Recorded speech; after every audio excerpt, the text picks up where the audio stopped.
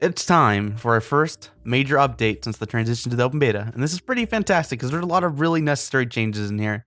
So we're gonna take a look at this, take stock of some of the more important ones. This is a pretty big thing for general player base and going through into the future. Milling for commons and rares is up by 100%. So that sounds pretty great, right? It's doubled, right?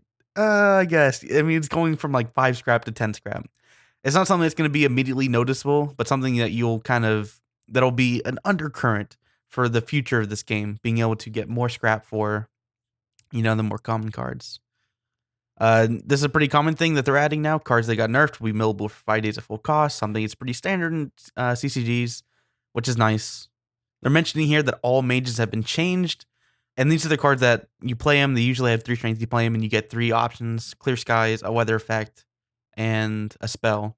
I'm not really sure what exactly is being changed. This is kind of a little bit vague. A buff by 1, didn't see the other ones, but for the most part, expect some changes on those mages a little bit.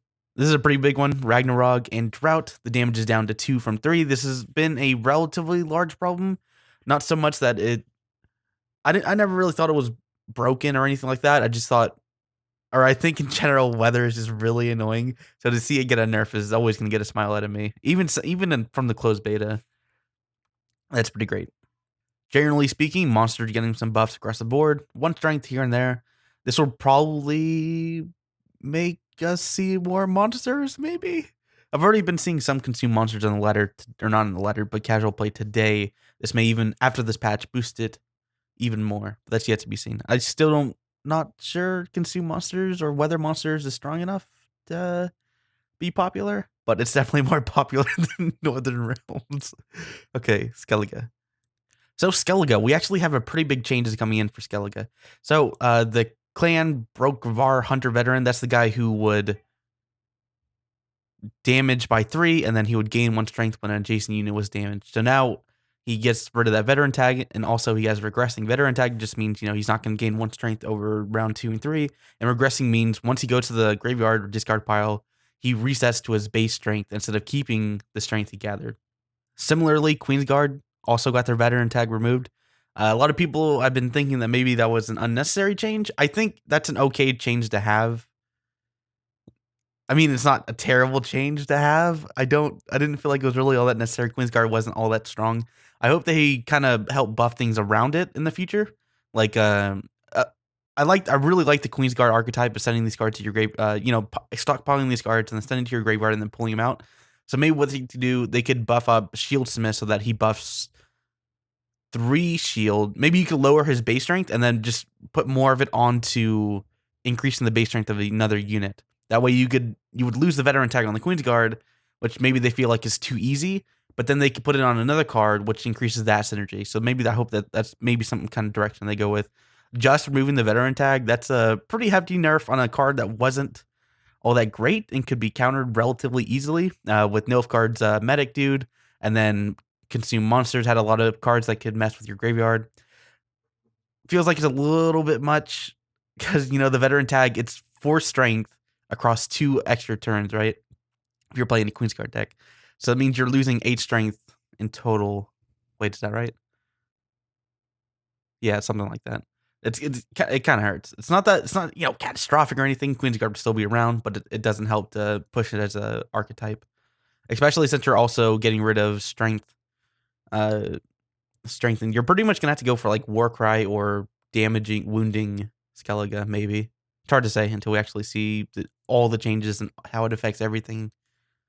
And this is the bigger change, the change that I'm actually pretty happy about. So Savage Bear is the card that will deal 1 damage to any unit that comes in. So now his damage will happen after the execution of the skill, so like a deploy effect.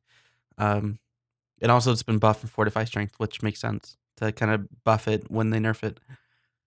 So this is, I know a lot of people have been saying, and I'm kind of referring to the comment section on both this and on another post when I say everybody, quote unquote. But people have been saying, oh man, this is so lame. I can't counter the opposing medic or the opposing Skellige, right?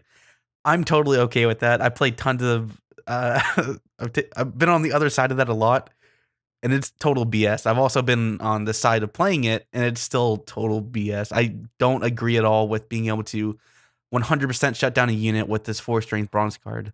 right? It's already getting a massive amount of value just from hitting a unit on every enemy unit. Does it really also need to be able to counter this very specific card? Especially when the card is so incredibly vital to a win condition, and it's just a bronze 4 strength card, right? That's already getting value in other ways. So I think I think this change is a good, healthy change that should have been there to begin with.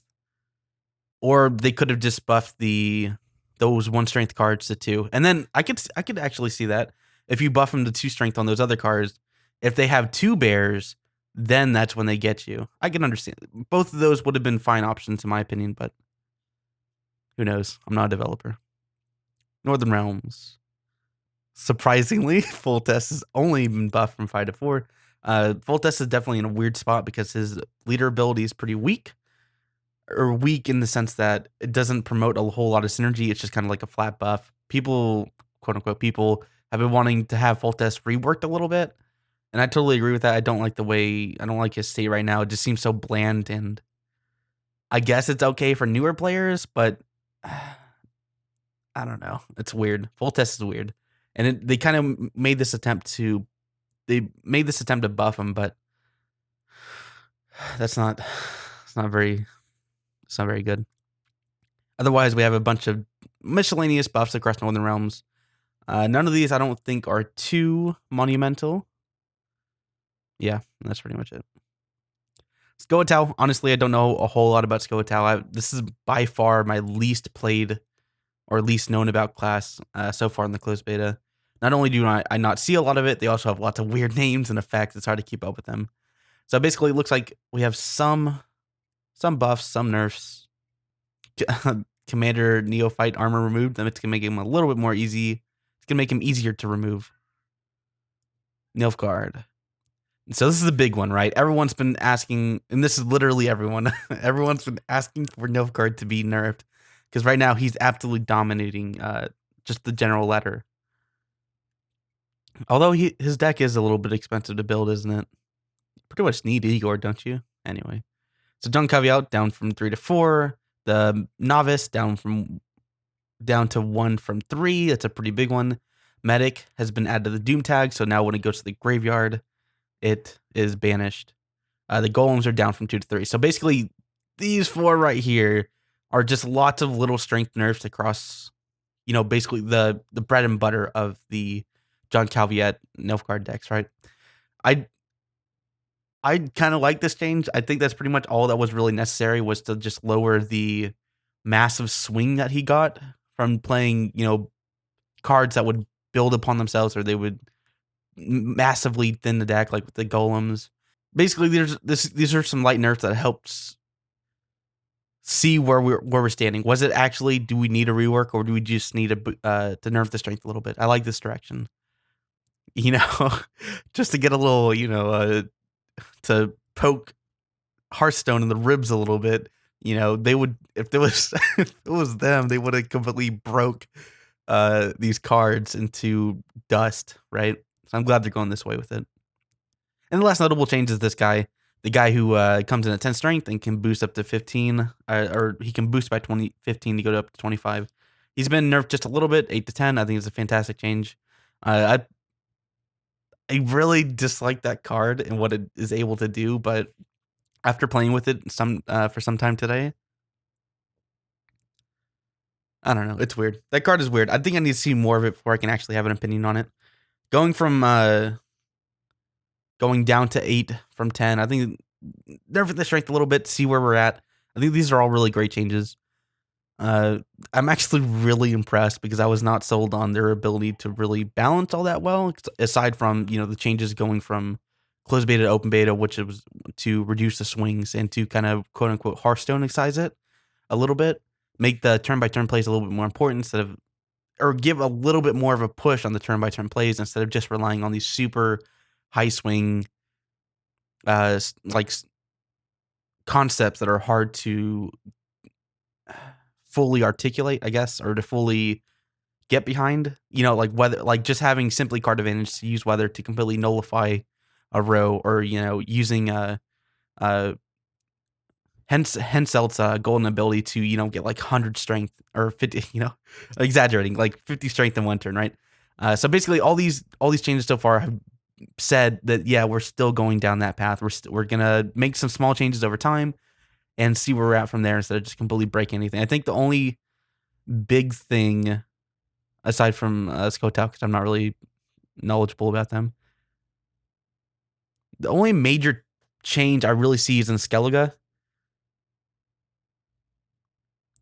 And for these golden weather effects, Skellige has a surprisingly high amount of ways that they can play, so I think they'll still be fine. They may actually, they used to be probably like what rank or tier.